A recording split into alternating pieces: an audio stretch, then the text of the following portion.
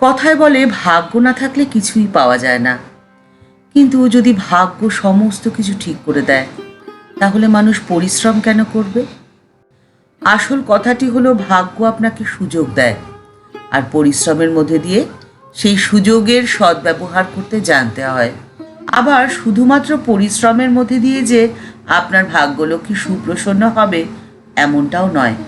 কিছু কৌশল অবশ্যই আপনাকে জানতে হবে। কী সেই কৌশল? আজকের পর্বটি সম্পূর্ণ দেখুন। আশা করি এই প্রশ্নের উত্তর এই পর্বেই পেয়ে যাবেন।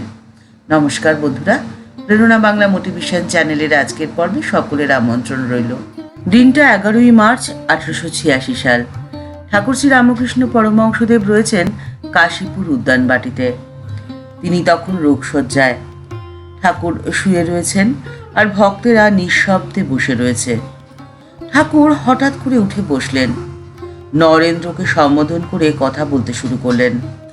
ঠাকুর নরেন্দ্রকে উদ্দেশ্য করে বলছেন, বুঝলি, ব্রহ্ম হলো অলেপ। 3 গুণ তাতে রয়েছে, কিন্তু তিনি নির্লিপ্ত।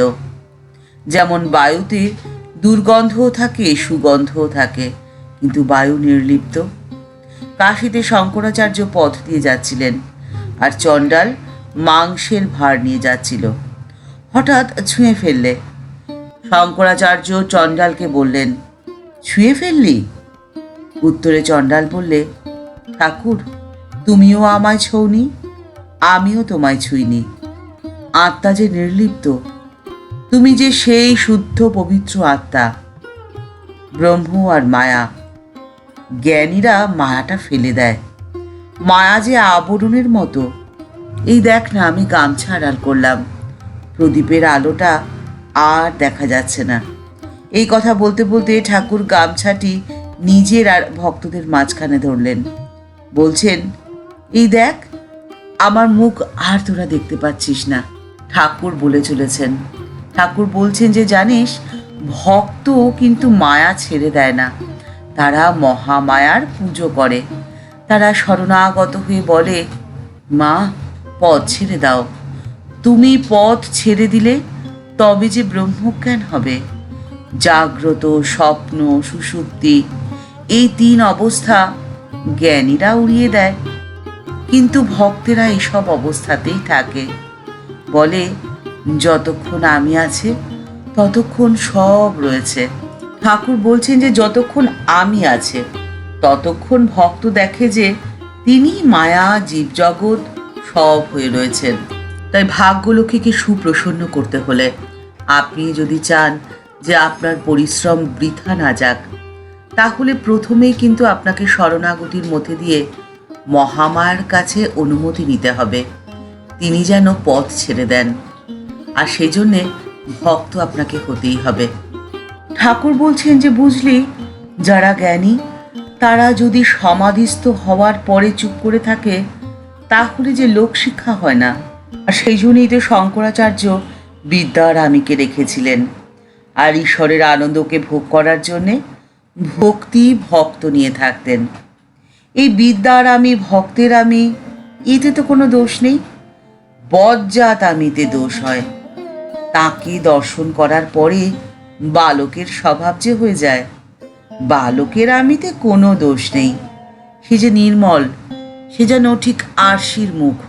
ঠাকুর বলছেন যে বালকের আমি, সে যেন আরশির মুখ। কারোর ক্ষতি করে না, মন্দ কথা বলে না, কাউকে গালাগালি করে না।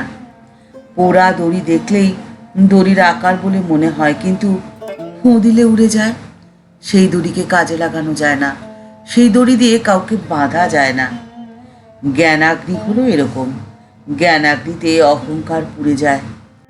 আর এই জ্ঞানাগ্নির মধ্যে দিয়ে যদি আপনি আপনার অহংকারকে পুড়িয়ে ফেলতে পারেন, তাহলে আপনার সমস্ত পরিশ্রম সার্থক হবে। আপনার ভাগ্য কিন্তু সুপ্রসন্ন হবেই। আপনি যেখানেই হাত দেবেন সেখানেই সোনা ফলবে। আর তৃতীয় যে কাজটি আপনাকে করতেই হবে সেটি হলো বিশ্বাস। একটি কথায় বিশ্বাস রেখে আপনাকে চলতে হবে।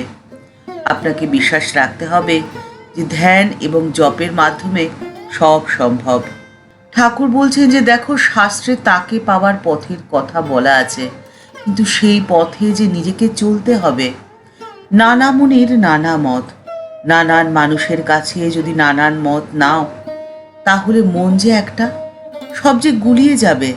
ঠাকুর বলছেন যে দেখো, সন্তান যখন বাপ মায়ের কাছে যায় তখন কি তারা স্তব করতে করতে যায়, নাকি গিয়ে বলে মা কোলে যাব, খিদে পেয়েছে, এই বলে কান্না ধরে। আর মা তখন তার শত কাজ ফেলে ছুটে এসে সন্তানকে কোলে নেয়। সন্তান যেমন এক রোখে মা মা বলে কাঁদে, সেই রোগ থাকা চাই। সেই রোগ থাকলে তবেই হয়, তবেই সম্ভব। আর ঠিক তখনই আপনার যা চাই, আপনার যা প্রয়োজন, তা আপনি ঠিক পেয়ে যাবেন। আপনার সমস্ত মনস্কামনা যেন ঠাকুর পূর্ণ করে দেন। আপনার ভাগ্য যেন সুপ্রসন্ন হয়, পরিশ্রম সার্থক হয়। ঠাকুরের কাছে এই প্রার্থনা জানিয়ে আজকের পর্ব এই পর্যন্তই। দেখা হচ্ছে পরের পর্বে। পর্বটি ভালো লেগে থাকলে, উপযোগী মনে হলে লাইক বাটনটি প্রেস করে দিন। আপনাদের সুচিন্তিত মতামত কমেন্টস বক্সের মধ্যে জানালে আমাদের ভালো লাগবে। আর এই চ্যানেলটিতে আপনি যদি নতুন এসে থাকেন, চ্যানেলটিকে সাবস্ক্রাইব করে বেল বাটনটি ক্লিক করে দিয়ে অল বাটনটিতে ক্লিক করে দিতে পারেন। আর যদি ইতিমধ্যেই এই পরিবারের সদস্য হয়ে গিয়ে থাকেন, তাহলে আপনাকে জানাই অসংখ্য ধন্যবাদ, প্রণাম ও ভালোবাসা।